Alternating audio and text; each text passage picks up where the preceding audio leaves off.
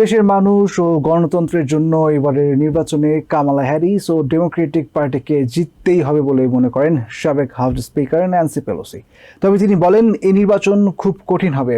MSNBCকে দেওয়া সাক্ষাৎকারে পেলোসি আরও বলেন, দেশের সবকিছুই এখন ঝুঁকির মধ্যে রয়েছে।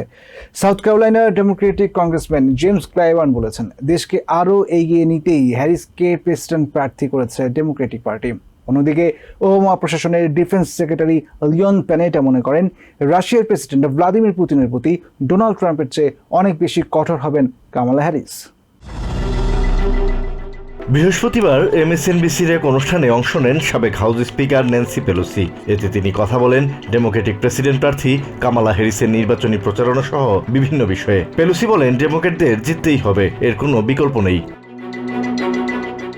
হাউস মাইনরিটি লিডার হাকিম জেফ্রিজের নেতৃত্বে হাউসে তাদের জয়ের ব্যাপারে তিনি আত্মবিশ্বাসী বলে জানান পেলোসি।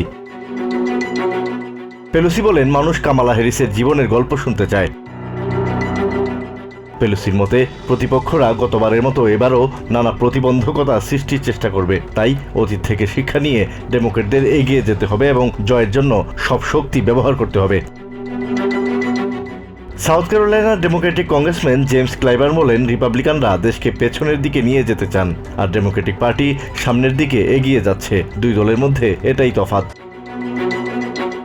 ক্লাইবার্ন আরও বলেন, দেশের সুন্দর ভবিষ্যৎ নিশ্চিত করতে পারবেন এমন প্রার্থীদেরকেই মনোনীত করেছেন তারা।